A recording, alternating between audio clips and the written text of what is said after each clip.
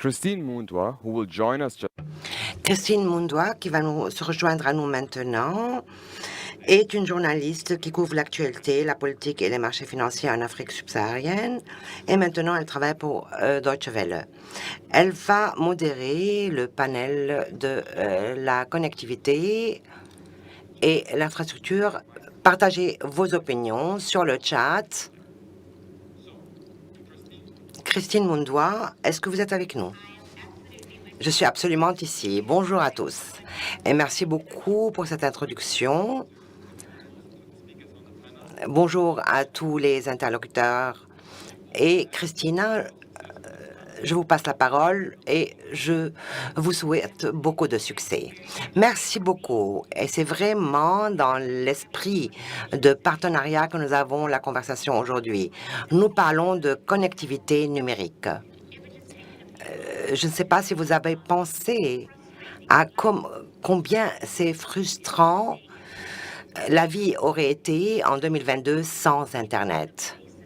C'est la base de notre vie, c'est comment nous communiquons, comment nous recueillons des données, comment nous voyageons, comment nous sommes à l'aise, comment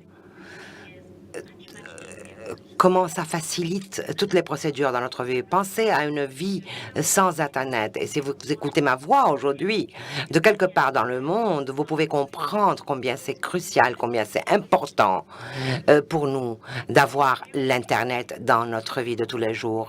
Mais nous nous trouvons aussi dans un endroit où des millions de personnes ne sont pas connectées numériquement, qui n'ont pas accès à ces ressources qui font avancer notre vie de tous les jours. Beaucoup d'entre eux sont en Afrique.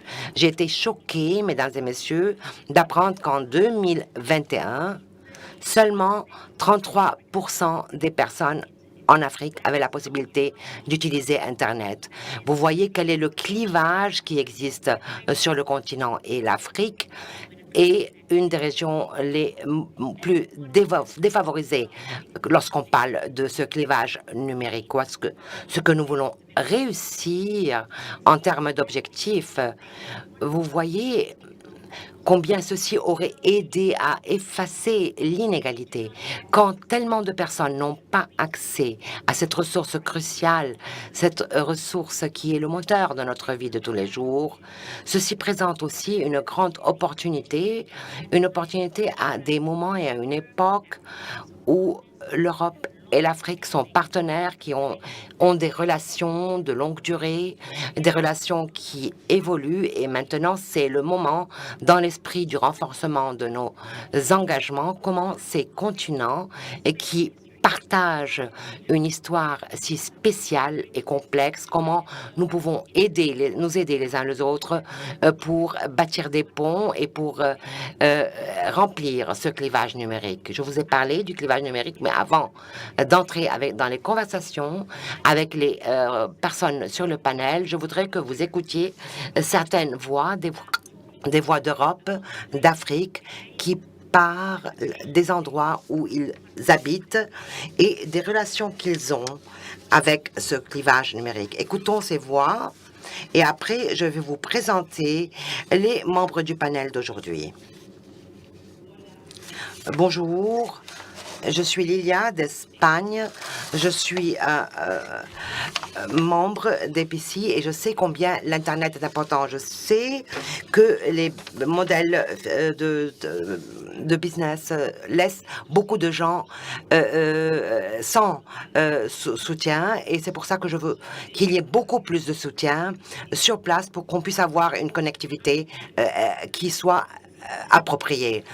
Je suis Emilienne Umuraza. En tant que citoyenne de Rwanda, je suis concernée par l'égalité, par l'Internet ouvert, par la promotion des opportunités égales pour tous. Bonjour, je suis Sani Bonani. Je suis du Zimbabwe et je travaille maintenant à l'université Sokuzi, la connectivité Internet et la canalisation de l'éducation et du développement, spécialement en Afrique. La connectivité jusqu'au dernier kilomètre est ce dont nous avons besoin pour le développement et la durabilité. Merci. Je suis marocaine, entrepreneur et je réside à Marrakech. Pour le futur, je pense qu'on a besoin tous d'être connectés à Internet et un minimum vital partout, que ce soit en Europe ou en Afrique, est indispensable pour pouvoir effectuer ce qu'on a à effectuer, qui sont toutes les opérations, le e-gov, le e-health, tout ce qu'on peut faire à travers nos smartphones.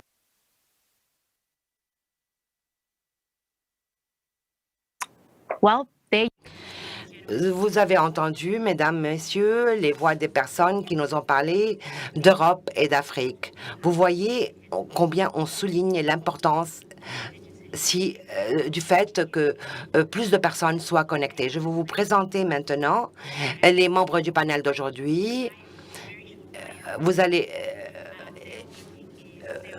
comme vous allez le voir, ils travaillent dans divers domaines. Tout d'abord, Dr Towel Direndajere, qui représente l'agence NEPAT, Monsieur Terry Bard, qui est de la Commission européenne dans l'ADG Partenariats internationaux. Andrea Esterhazen représente la société civile qui va parler et qui fait partie de APC. Monsieur Alessandro Groppelli, qui est du réseau européen de télécommunications, le secteur privé en Europe. Monsieur Thabo Machikwane, qui représente l'Alliance TIC africaine. Et enfin, Monsieur Ossam Algemao, qui représente la Commission d'économie numérique ICC, une voix africaine avec nous aujourd'hui. Dr Rinirendajere, je voudrais commencer par vous demander quelles sont les priorités d'investissement de l'Union européenne et de l'Union africaine lorsqu'on parle de connectivité numérique et comment cet engagement, ce nouveau partenariat entre l'Europe et l'Afrique peut aider à placer ceci. Merci beaucoup et bonjour ou bon après-midi aux participants et aux membres du panel.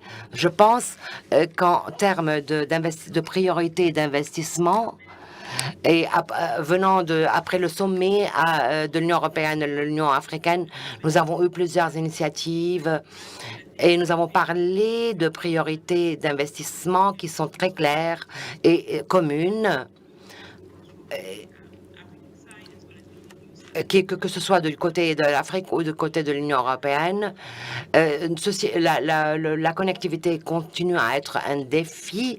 Nous voyons qu'il y a eu beaucoup d'améliorations en termes de connexion de l'Afrique au reste du monde et aussi entre nos capitales, ce qui nous aide à promouvoir l'intégration, mais nous reconnaissons aussi que ce n'est pas suffisant, que ce n'est pas assez et que nous devons faire plus.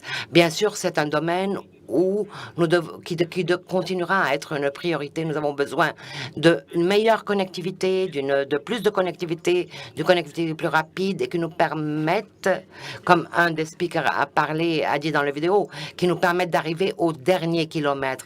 Il y a encore des personnes qui ne peuvent pas profiter des avantages de la connectivité. Le deuxième point en termes d'investissement est d'examiner le système et l'écosystème et les petites et moyennes entreprises et en termes de commerce intra-Afrique, les petites et moyennes, les PME seront des acteurs importants dans cet espace et ils devraient être soutenus et participer pleinement à l'économie. Et je veux pas parler seulement d'économie numérique, mais l'économie est ce qu'elle est. Et l'Internet et l'utilisation des technologies numériques font partie de ceci. Donc, nous ne devrions pas séparer l'économie numérique des autres économies. Et mon dernier point est de parler de comment utiliser les technologies pour faciliter l'industrialisation qui permettra de créer des emplois. Et enfin, comme j'ai dit ici sur le panel, nous voyons un portrait de la situation sur le continent. Il faudrait qu'il y ait plus, que ce soit plus inclusif, qu'il y ait plus de femmes qui soient inclus et qui puissent s'exprimer aussi sur l'éthique et les technologies. Merci beaucoup, Toet. Et pour la répétition du fait de l'établissement de l'inclusivité. Thierry, je m'adresse à vous. Je vous pose la même question. Qu'est-ce que vous diriez? Quelles seraient les priorités d'investissement du point de vue Union européenne? Du point de vue Union européenne, nous traitons la promotion de la connectivité numérique. Ceci est essentiel dans un partenariat avec l'Afrique et le continent africain et les pays et le lancement du gateway mondial, du portail d'accès mondial. La nouvelle commissaire Van der Leyen l'a annoncé au sommet Union européenne, Union africaine. Nous allons mobiliser des milliards comme investissement dans des projets numériques. La fondation, donc, c'est le fondement pour bâtir l'économie. Nos objectifs est de restreindre le clivage numérique, de promouvoir la connectivité centrée sur l'humain et soutenir la connectivité. Nous allons essayer de promouvoir aussi et de bâtir dans l'infrastructure. Nous voulons intervenir à des niveaux multiples. La connectivité internationale d'abord. Nous allons investir dans les câbles sous-marins pour augmenter la bande d'accès rapide de haut débit en Afrique. Et nous allons soutenir l'investissement dans les dorsales régionales pour faciliter le trafic en Afrique et aider les liens entre les Afriques. Nous allons soutenir l'infrastructure pour un investissement dans une structure de cloud sûre. Nous voulons promouvoir la souveraineté des données et enfin, nous allons soutenir la connectivité jusqu'au dernier kilomètre au niveau des pays, dans les nombreux pays où l'objectif de devenir le partenaire le plus proche de l'Afrique dans le numérique et d'avoir un partenariat qui va avoir la possibilité de lutter contre la pauvreté et de transformer la situation entre nos deux continents. Vous avez parlé de beaucoup d'investissements. Je voudrais rappeler à notre audience que nous avons besoin d'investissements de capitaux pour bâtir l'infrastructure, pour avoir la possibilité de connecter toutes ces personnes qui devraient être numériquement connectées. Henrietta, je voudrais vous poser la question du point de vue société civile. Et je pense que vous êtes en Afrique du Sud. Donnez-nous un sentiment de vos perspectives. Quelles devraient être les priorités? Où les investissements devraient être affectés? Merci beaucoup et mes salutations à tous. D'abord, je suis d'accord avec les commentaires de Thierry et Toel. Je pense qu'il y a des priorités qui sont très importantes, mais un point principal qui est un peu différent est que nous devons investir non seulement dans la connectivité, mais au bout du compte, la connectivité, le clivage et la différence de l'égalité est aussi nous devons investir dans la capacité humaine, dans l'éducation, dans la bonne gouvernance, et pas seulement dans l'infrastructure de connectivité, mais aussi dans l'infrastructure humaine et institutionnelle. Il est très important d'avoir un accès ouvert, un Internet ouvert à des niveaux multiples, au niveau des protocoles, de l'interconnectivité entre les protocoles, au niveau des marchés ouverts, de la concurrence, pour créer aussi des réglementations pour les communautés qui sont basées localement, mais aussi ouverture au niveau du contenu, du respect des droits de l'homme et Internet comme le moteur pour l'exercice des droits, pour un gouvernement plus ouvert et plus transparent.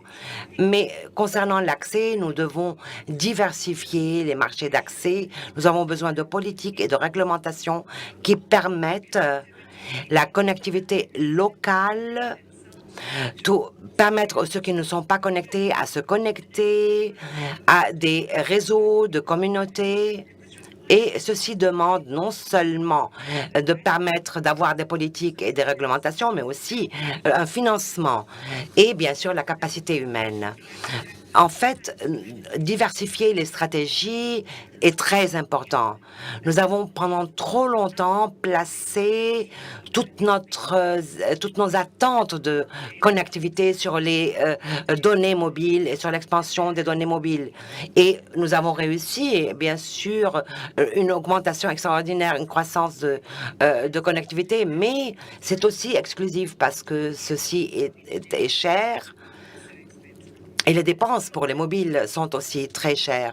Donc, nous devons créer des réglementations pour les spectrums, non seulement pour avoir plus de disponibilité aux opérateurs, mais aussi pour mettre à disposition plus de fréquences au niveau local. Et enfin, nous avons besoin aussi d'éliminer les barrières comme par exemple la taxation sur les médias sociaux ou les taxes sur les portables.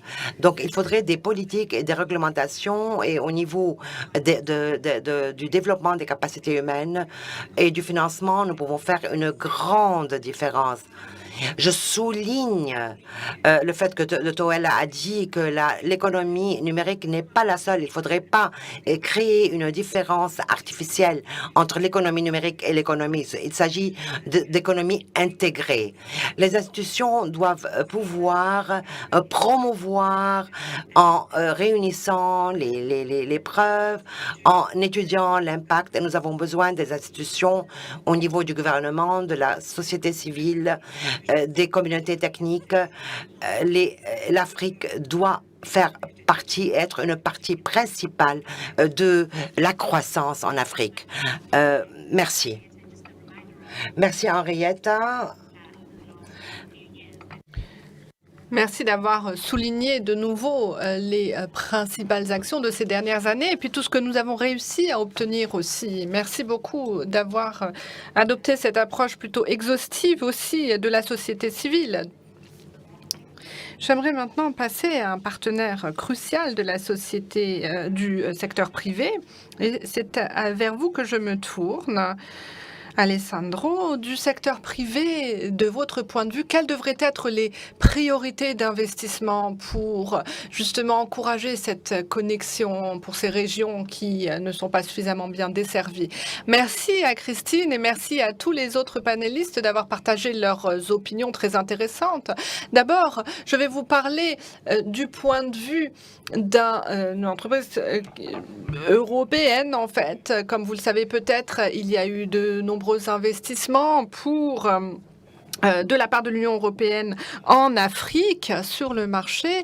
Et pour commencer, nous voyons l'Afrique comme étant un continent vraiment très intéressant dans l'économie numérique, mais aussi dans la société numérique au sens plus large. Et donc, nous nous tournons vers ce marché avec beaucoup d'intérêt, de curiosité aussi. Et ce que nous voyons, c'est que le continent est extrêmement jeune et surtout très créatif aussi. Donc, il y a beaucoup d'innovations qui y ont lieu. Et nous avons une expérience sur ces marchés africains qui nous permettent aussi de développer de nouvelles idées sur ce que nous pouvons faire ici, sur tout ce que nous pouvons encore faire ici. Mon premier message serait de soutenir le Global Gateway. Nous pensons que les principes sur lesquels se base le Global Gateway sont des principes importants qui sont aussi bons pour le secteur des entreprises et cela va contribuer aussi à rendre plus intéressant notre relation entre les entreprises africaines et les entreprises européennes. Il faut aussi savoir que nous interagissons beaucoup avec des modèles d'affaires, par exemple, l'idée que il y a un choix positif, un partenariat, plutôt que de créer des dépendances. Aujourd'hui, dans un monde globalisé, numérique et globalisé, c'est essentiel. C'est ce qui va créer la résilience aussi, cette indépendance totale ou dans une certaine mesure en tout cas. Et c'est ce qui va faire qu'on va être propriétaire de ses propres données. La deuxième chose, c'est que le Global Gateway considère les investissements numériques du point de vue d'une transition numérique et verte. Ça, c'est capital pour nous. Et je vous expliquerai comment, à mon avis, l'offre et la demande peuvent jouer un rôle dans cet aspect. Et puis, troisièmement, un Internet ouvert, résilient aussi.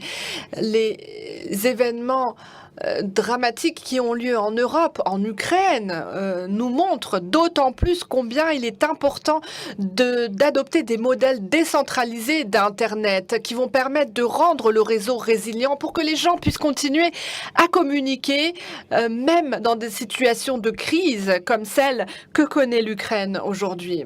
Maintenant, j'aimerais parler des télécoms et des infrastructures de télécommunication lorsque l'on parle de ces éléments dont nous avons parlé déjà aujourd'hui. Il y a en fait, d'un côté, la couche concernant le réseau et la partie concernant les services qui vont au-delà donc du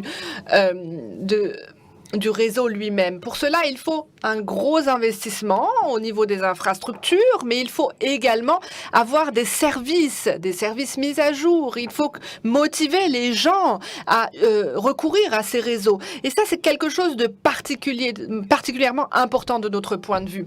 Nous utilisons les données d'un des grands groupes de nos membres.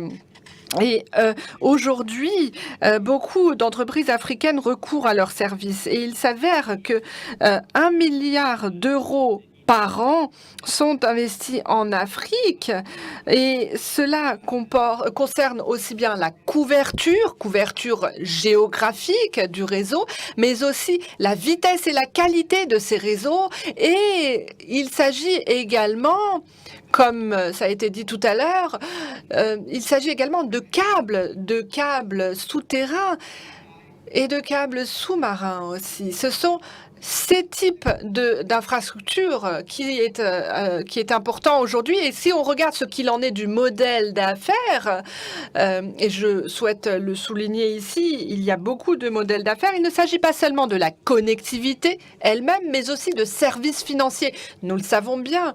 Un très bon exemple de Orange Money jusqu'à M-Pesa, les services sont ce qui va alimenter le réseau.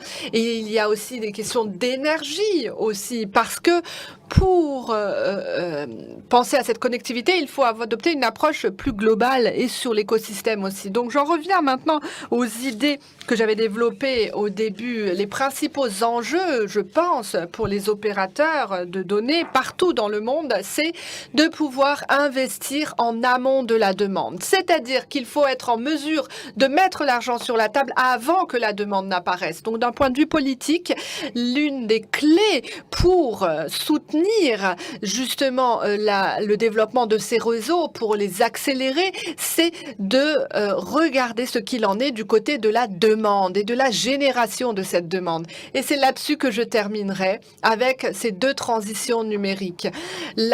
L'importance de la politique est de pouvoir opérer la transformation dans la société humaine elle-même et en même temps de nous aider à être le modèle d'affaires qui, de zéro, va pouvoir partout dans le monde mettre en place ce réseau et cette connectivité. Merci et j'espère qu'il y aura des questions là-dessus. Je reste à votre disposition. Merci. À vous aussi, Alessandro. Merci aussi d'avoir souligné l'aspect démographique aussi du continent africain. Nous savons que plus de 70% de la population est âgée de moins de 35 ans en Afrique. Donc on peut s'imaginer quelles sont les demandes de cette génération demandeuse. Tabeo, merci à vous d'être ici aujourd'hui. Vous représentez aussi le secteur privé africain. D'après vous, quelles seraient les priorités d'investissement et comment renouveler ce partenariat entre l'Union africaine et l'Union européenne? Merci, Christine. Et bonjour à tous ici présents. Je pense que il faut en fait partir du fait que la connectivité est quelque chose qui doit être considéré au même niveau que l'électricité, l'accès à l'eau potable, que la vie elle-même, en fait. C'est quelque chose qui doit être considéré comme un élément basique de la vie. Et puisque nous parlons de ces sujets similaires, eh bien moi, je reviendrai aussi sur des points qui ont déjà été mentionnés par mes prédécesseurs ici aujourd'hui. Et l'un de ces points est de se poser la question de savoir qu'est-ce qui est plus éthique.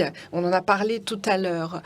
Cet aspect, en fait, concernant l'investissement dans l'éducation, la formation d'un côté et de développer les potentiels, les technologies qui sont existantes d'un autre côté. Ça, c'est impératif. Il faut que nous encouragions ce développement et c'est notre point de vue. Nous essayons d'œuvrer à cela parce que nous voyons bien que la perspective d'avenir consiste ou repose dans le développement de cette connectivité. Il faut que nous ayons cette connectivité particulière qui soit réellement tangible et existante si on veut avancer. Pour cela, il faut des investissements, effectivement. Et c'est très important de le faire. Et je crois que il faut souligner le fait que l'investissement va nous permettre de faire avancer, de faire développer surtout cette connectivité à laquelle nous aspirons. Il faut aussi disposer des compétences nécessaires, essayer d'aider à développer cette mentalité de la connectivité. Il est important de commencer par là, à mon sens. Ensuite, un autre point assez critique, me semble-t-il, c'est du point de vue de l'investissement, de pouvoir aussi s'aligner sur des politiques et sur les résultats de ces politiques. Il est impératif, par exemple, que au final, on puisse, peu importe où on a investi, avoir un véritable partenariat entre les deux continents. Et je crois que ça, c'est important parce que, en termes d'organisation ou d'entreprise, pour nous, il est capital de nous assurer que tout cela va se baser, tout cet échange va se baser sur des éléments solides, sur un partenariat solide pour nos investissements. Et ce sont ces investissements qui sont les investissements qui, au final, vont permettre de créer cette résilience, d'aboutir à ces résultats auxquels nous aspirons. L'autre aspect aussi, en termes d'investissement, est de prendre en compte les limites dans lesquelles nous nous trouvons. Nous les connaissons aussi de la révolution industrielle passée. Et c'est pareil pour ce qui est de l'électricité et des autres domaines. Il est important que nos investissements soient des investissements dans les technologies qui soient renouvelables, des technologies qui correspondent à ce dont nous avons besoin aujourd'hui. Parce que si ce n'est pas le cas, nous ferons face à un enjeu important qui sera de mettre en avant des investissements qui finalement ne seront pas suffisamment productifs et fructueux. Je crois que c'est le point de vue que je voulais partager avec vous. Investir là où on peut investir en tenant compte des limites existantes. Ce qui serait crucial aussi, c'est de réfléchir à la question de savoir pourquoi est-ce que on parle de cette coopération et qu'on va aussi au-delà de l'Afrique dans cette coopération. C'est parce que justement, il y a des enjeux, des défis à relever à une échelle plus internationale, plus globale, d'où l'intérêt de la coopération avec l'Europe en Afrique. Par exemple, ce partenariat entre le Nigeria et la Grande-Bretagne qui existe et qui ensuite est démultiplié entre le Niger et le Kenya ou d'autres pays. Et je crois que c'est cela qui est important dans cette coopération, c'est cette capacité en fait à se répéter aussi à l'échelle locale quand on commence par les bonnes choses. Voilà. Je ne vais pas revenir sur les sujets qui ont déjà été évoqués avant que je prenne la parole, la question de la connectivité, des infrastructures, des appareils. Je voulais justement apporter un autre point de vue et je pense qu'il faut s'assurer surtout qu'au bout du compte, nous avons des investissements durables en Afrique. Merci à vous. For that, Thabo.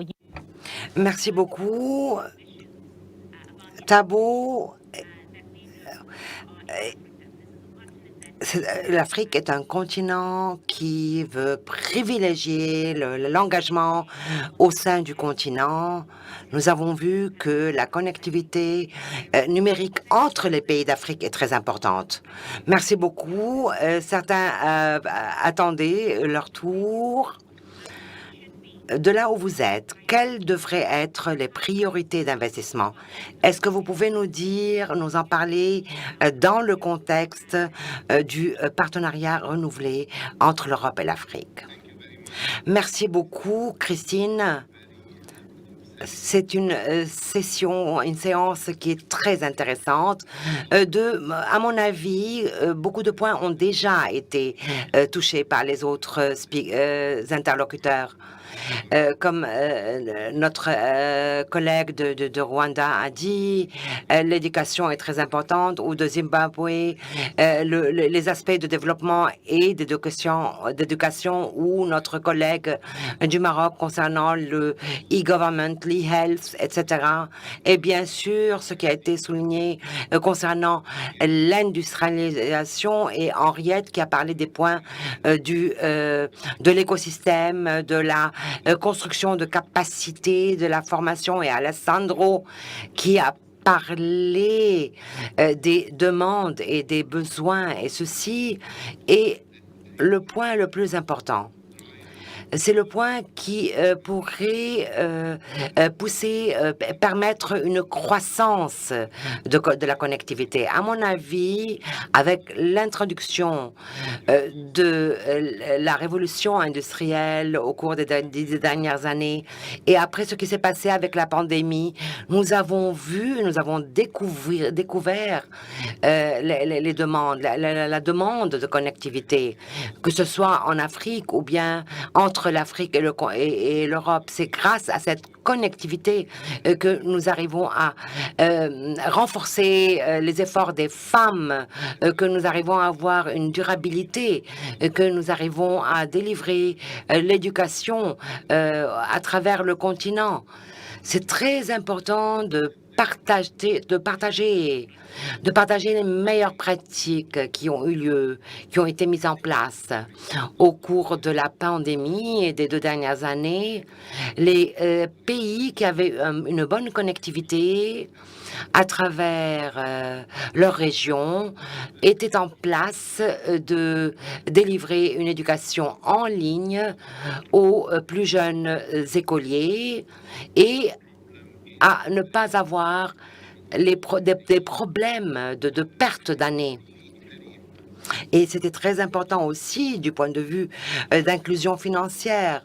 Au cours de ces années, de ces 2 années, il était très difficile de pouvoir aller à la banque, se rendre à la banque pour avoir accès à des fonds. Et avec la possibilité de l'e-commerce, il était beaucoup plus facile de faire face aux problèmes de voyage vers la banque et d'aider à la croissance dans les pays. Beaucoup de personnes, là où il n'y avait pas de connectivité, ont perdu leur emploi. Quand il y avait la connectivité, il y avait aussi la possibilité d'avoir des emplois de remplacement, par exemple dans les domaines de l'e-commerce, de l'e-health, etc. Donc la connectivité était très importante et ceci a été identifié encore plus et perçu encore plus au cours des 2 dernières années. Et les relations entre l'Afrique et l'Europe ont également été touchées, impactées par la réalité. Quand il y avait une bonne connectivité, il y avait la capacité d'avoir une intégration de la chaîne de fourniture et un bon e-commerce. À mon avis, il est très important, entre autres, de regarder, de voir comment nous pouvons passer des télécommunications traditionnelles, actuelles, à des réglementations numériques, des réglementations qui permettraient, qui seraient adaptées à la situation actuelle pour pouvoir investir dans la connectivité. Le vrai problème au cours de ces dernières 15 années en Afrique était que nous avions des investissements dans la connectivité sans vraiment voir ce qui se passait dans ces investissements. Maintenant, nous comprenons, nous devons partager les bonnes pratiques pour comprendre les exemples, les bons exemples qui ont eu lieu et de pouvoir aussi avoir un retour sur l'investissement dans ces connectivités, de permettre les politiques et de partager les bonnes politiques. Merci beaucoup. Merci Hossein, vous nous avez rappelé comment la pandémie nous a montré combien le clivage numérique est important. Je me souviens de beaucoup d'histoires concernant les enfants qui n'avaient pas accès à Internet et qui ne pouvaient pas apprendre à partir de la maison, bien sûr, mais toujours, nous avons aussi des histoires concernant des personnes qui habitent dans des régions et qui enseignent, qui ont des possibilités d'enseignement, des enseignants qui travaillent en ligne. Donc, nous avons maintenant beaucoup plus de possibilités. Et après ce que la pandémie nous a révélé, nous avons vu combien c'est important d'être numériquement connecté. Tora, je voudrais revenir à vous et je suis intéressée par l'élément de partenariat. Nous avons entendu parler de l'Union africaine. Nous avons vu qu'il y avait une stratégie numérique. Nous avons entendu Thierry aussi parler du partenariat. Comment vous voyez l'Afrique dans la réalisation de son rêve numérique avec l'aide de l'Europe? Merci beaucoup pour cette question. Je pense une chose était très claire en termes d'investissement que l'Union européenne voudrait faire pour améliorer la connectivité et les services à travers les continents. Et la question que nous devons nous poser en tant qu'Africains et en vue de la stratégie, est-ce que nous sommes prêts à cet investissement? Est-ce que les temps sont les temps appropriés pour que nous puissions tirer parti des investissements de l'Union européenne dans nos TIC et nos infrastructures? Nous devrons examiner tous ces points et nous assurer que nous sommes en position de tirer parti. Deuxièmement, il faudrait reconnaître le fait qu'alors que cet investissement est significatif, il ne suffira peut-être pas pour tous les besoins en stratégie de transformation. Nous devons aussi pouvoir rassembler des ressources locales. Nous avons besoin aussi de commencer à réfléchir à la façon de tirer parti des ressources locales et pour les investir aussi dans nos stratégies de transmission numérique. Et peut-être il est important de noter que nous avons la stratégie de transformation numérique, mais nous avons aussi un nombre d'autres cadres qui sont liés à le développement de l'infrastructure. Nous avons FIDA, qui est le programme pour le développement de l'infrastructure en Afrique. Nous avons le FTA que vous avez mentionné. Peut-être qu'il y a d'autres stratégies à travers le continent. Il sera important en partenariat avec l'Union européenne et à travers le portail d'accès Global Gateway qu'il y ait un lien entre les cadres existants et les nouvelles initiatives. Ce serait triste de nous retrouver en train de doubler ou de dédoubler ou de créer des choses que nous avons déjà. Comment nous assurer que nous sommes en train de bâtir sur ce qui existe et que nous ne sommes pas en train de dédoubler des éléments qui existent déjà. Pour deux autres points.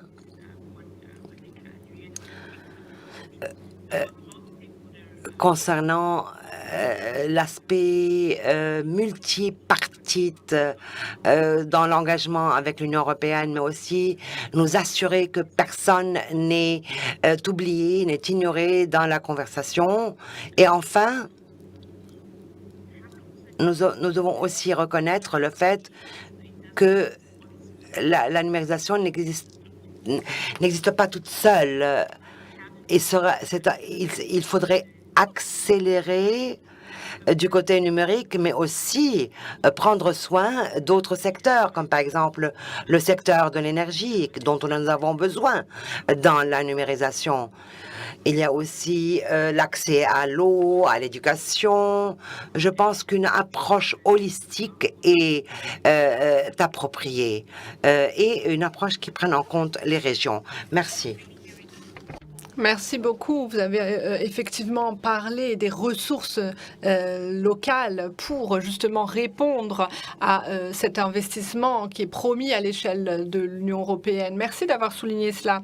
Maintenant, Thierry, j'aimerais revenir à vous. Le Global Gateway, ça c'est un programme qui a beaucoup intéressé, qui a vraiment été une grande chose, surtout ici en Europe. Pourriez-vous nous dire quelles sont les intentions de l'Union européenne pour mettre en œuvre cet aspect de la connectivité dans le cadre du Global Gateway? Et puis, comment nous assurer que nous allons y parvenir? Merci, Christine. D'abord, j'aimerais approuver tout ce qui vient d'être dit par Dr Tuela, parce que effectivement, c'est vraiment cette idée aussi, ou ces idées que nous partageons tous.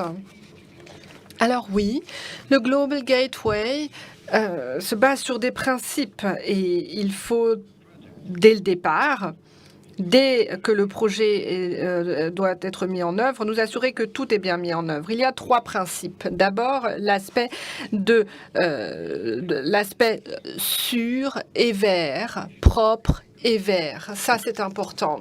Je pense que la durabilité des TIC, l'empreinte de ceci est déjà très importante à ce jour et va être encore meilleure. Les centres de données, les réseaux sont, eux, particulièrement essentiels en termes de consommation d'énergie, mais aussi d'émissions de gaz. Donc, il faut que nous soyons en mesure de prôner le développement pour devenir un marché de la connectivité. Nous allons encourager cette construction verte, propre, Nous allons aussi veiller à optimiser cette connexion et nous allons promouvoir les câbles sous-marins, de fibre optique. Et nous souhaitons aussi encourager tout cela. Et puis, il y a l'aspect de la sécurité. Bien sûr, les infrastructures doivent être sûres pour les gouvernements, les citoyens, et les entreprises. Il est capital de pouvoir recourir à des données sûres. Et cela est lié aux équipements physiques, mais aussi à la cybersécurité et aux réglementations en vigueur. L'Union européenne va soutenir des infrastructures européennes sur de nombreux domaines et imposer aussi ou décider des réglementations, pas seulement dans ce secteur, mais dans d'autres aussi. Mais en tout cas, dans le numérique, il y aura des guides d'orientation, des directives aussi, et donc des idées de réglementation. Et ensuite, il faut bien sûr aussi encourager la cybersécurité en mettant en place des systèmes de protection de données sûrs. Et le troisième principe que je voulais évoquer dans le cadre du Global Gateway revient à ce qui vient d'être dit justement par mon prédécesseur, c'est-à-dire que l'Union européenne et l'Union africaine ont pour ambition de travailler main dans la main avec le secteur privé pour atteindre les objectifs de la connectivité numérique. Nous devons donc créer des partenariats pour avoir aussi des investissements, des fonds publics, là où c'est nécessaire, dans le secteur public et le secteur privé, et surtout investir là où il existe un véritable potentiel. Il faut que les connaissances du secteur privé et les avantages qui en ressortent soient utilisés par tous. Il faut aussi que nous créions de nouveaux partenariats. Nous avons déjà mis en place une plateforme qui s'inscrit dans le D4D et cette plateforme nous permet déjà d'échanger beaucoup sur ce domaine. Nous vous remercions. Merci. Merci à vous. Alors, je regarde l'heure tourner et j'aurais aimé passer plus de temps avec vous, mais il y a un certain temps qui nous est imparti que nous devons respecter, bien sûr. J'aurais beaucoup aimé avoir plus de temps pour échanger avec vous, mais en tout cas, nous en arrivons là à la conclusion alors que nous touchons tout juste aux sujets principaux. Mais enfin, j'aimerais, parce que vous avez souligné l'aspect du numérique, toujours dans vos remarques, j'aimerais revenir sur la question de savoir comment il est possible de créer des projets de connectivité inclusifs qui tiennent compte des besoins à l'échelle locale. Merci, Christine. Je crois que d'abord, il faut comprendre les besoins dont il s'agit, de comprendre les particularités de ces besoins, du contexte des personnes. Vous savez, moi, je suis en Afrique du Sud. Nous avons l'un des taux de chômage les plus élevés au monde, l'un des plus grands écarts entre les riches et les pauvres au monde. Donc, il est de bien comprendre que quand on veut investir quelque part où les gens n'ont pas d'emploi, n'ont pas de perspective, c'est investir autrement et il faut être à l'écoute de ce contexte local. Je crois qu'il existe toujours des institutions locales qu'il faut mettre autour de la table et pas simplement se contenter de faire de la technologie une composante sociale. La technologie a le pouvoir de changer les choses, mais elle doit être développée et il faut investir dans cette technologie de manière aussi cohérente. Je crois que il faut se baser sur le besoin et les spécificités locales pour développer le reste. Par exemple, y a-t-il un accès à l'électricité? Est-ce qu'il est accessible à tout aussi? Est-ce qu'elle est accessible à tout, cette électricité? Comment faire en sorte que le pouvoir d'éthique soit accessible à tous? Alors, je crois que l'autre aspect est de vérifier ce qu'il en est aussi des propriété des uns et des autres. Il y a le développement du capital humain, les initiatives de financement et les réglementations politiques qui vont créer le cadre nécessaire. Et du côté de la demande, je crois que la demande, c'est ce dont les gens ont vraiment besoin. Il faut donc être à l'écoute de ces gens et comprendre aussi quelles sont les compétences dont ces gens ont besoin au-delà des infrastructures nécessaires. Donc, au-delà de la demande aussi, je crois que je vais m'arrêter là parce que nous n'avons pas beaucoup de temps, mais il faut prendre conscience de ce contexte local. Oui, merci. Vous parliez justement des besoins des communautés à l'échelle locale et de l'investissement qui s'adapte à celui-ci. Merci. Alessandro, la communauté des entreprises parle toujours de rendre les choses possibles dans un environnement. Pourriez-vous nous dire comment est-ce que ce partenariat Afrique-Europe pourrait justement permettre de créer un environnement et de permettre cet environnement des entreprises dans lequel il y aura plus d'investissements vers le marché africain. Merci, Christine. D'abord, je crois que le Global Gateway, du point de vue de l'Union européenne, est une bonne chose parce que c'est un cadre dans lequel nous pouvons investir, nous pouvons créer un partenariat sûr qui va au-delà de notre propre entreprise. Ça, déjà, c'est quelque chose pour moi qui est une première étape essentielle. Ensuite, lorsqu'on regarde ce qu'il en est des politiques en Afrique, au-delà de tout ce qui est industrie, il y a l'aspect du spectre qui est aussi important. Je l'ai dit tout à l'heure dans mon intervention, ou l'ai entendu dire, le spectre, c'est finalement ce qui va alimenter l'industrie de la mobilité. Si donc vous comprenez ce spectre dans lequel vous agissez, c'est ce qui va permettre d'alimenter cette Internet ou cette connectivité internationale. Et pour terminer, j'aimerais revenir sur deux commentaires qui ont été formulés par les collègues ici. D'abord, l'Internet ouvert et puis l'autre, l'énergie. Je vais commencer par l'énergie d'ailleurs. La transition vers la nouvelle génération de la connectivité, je pense au 5G par exemple, à la fibre optique aussi. Ce sont des éléments essentiels pour rendre le réseau numérique plus vert parce que nous savons que le réseau 5G ou le réseau fibre optique est quelque chose qui va permettre de réduire la consommation d'énergie dans l'utilisation d'Internet. Et si je regarde ce qu'il en est de l'Afrique subsaharienne, nous avons des chiffres pour ce qui est le 5G de 0 à 6% dans les meilleurs des cas.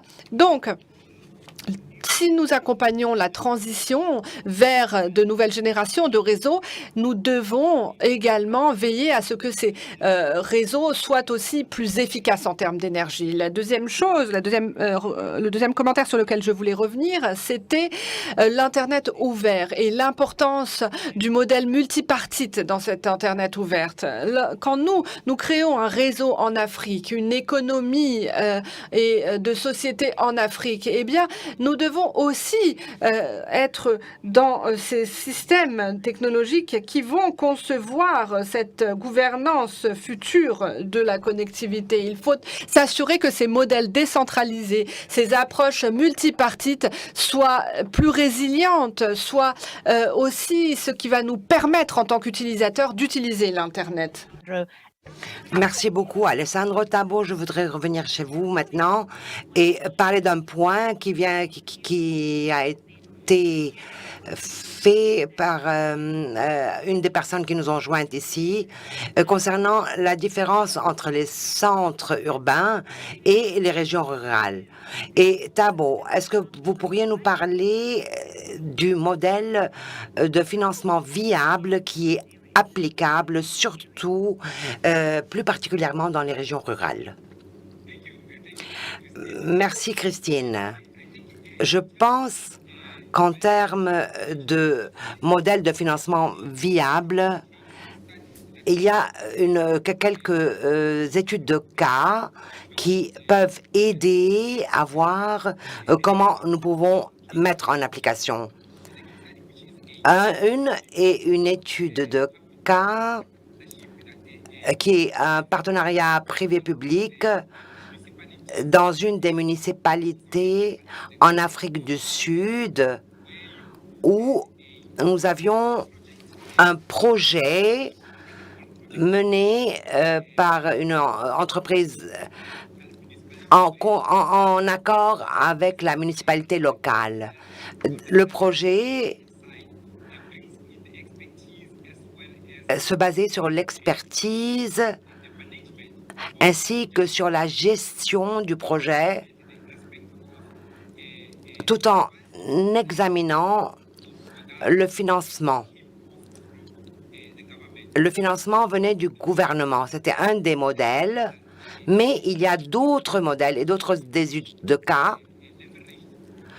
qui tirent parti des partenariats publics-privés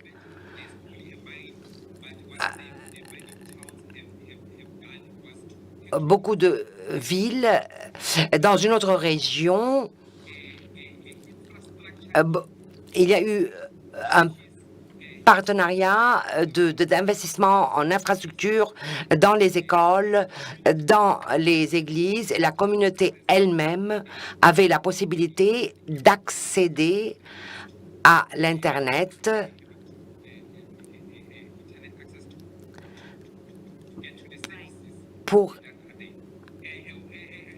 dans cette région. Je pense que nous avons aussi d'autres cas où il y a des subventions qui peuvent favoriser les régions rurales et un autre cas où il y a un financement qui provient des banques et des gouvernements. C'est-à-dire qu'il y a beaucoup de modèles que nous pourrions mettre en application.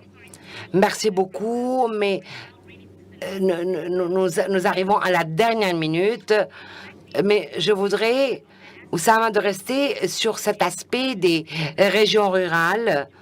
Est-ce que vous pourriez nous parler du potentiel que nous pourrions avoir si nous réalisons ces investissements, non seulement dans les capitales, mais aussi dans les régions rurales?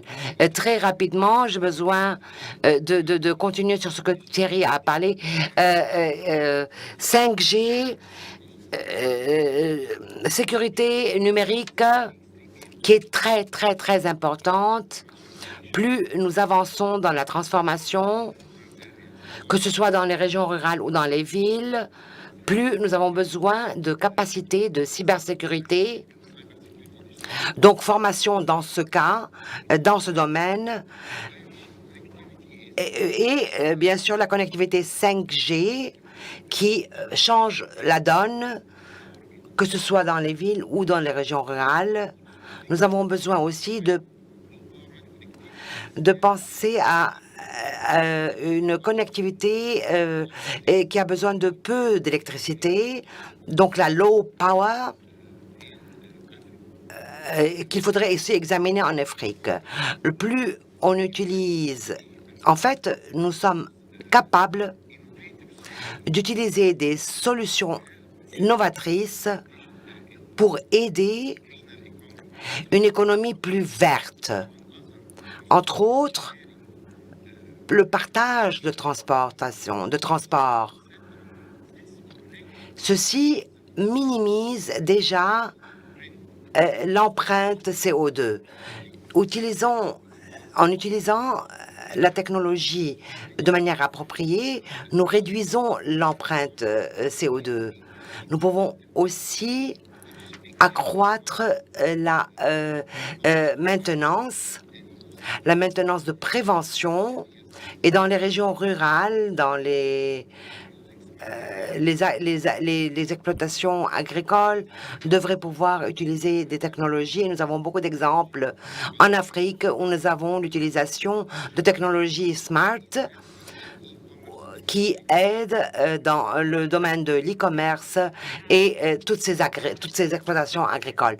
Merci beaucoup à tous les participants au panel. Merci pour vos perspectives, pour votre vision. Je sais que vous êtes des acteurs à différents niveaux et que vous voyez tous que le partenariat Afrique-Europe va aider à réduire ce clivage numérique et j'attends avec impatience plus de résultats sur le potentiel. Je vous remercie infiniment pour vos perspectives et pour vos efforts. Bye bye. Merci Christine. Merci à tous. Back to the studio, everyone. Thank you, Christine. So Bienvenue à nouveau au studio. Merci Christine, merci à tous les participants au panel sur la connectivité. Comme vous l'avez vu, la connectivité n'est pas seulement une question technique, mais aussi une question qui a des volets économiques et sociaux. Et comment nous pouvons examiner la réduction du clivage numérique pour avoir une économie numérique qui soit inclusive et aussi verte que possible.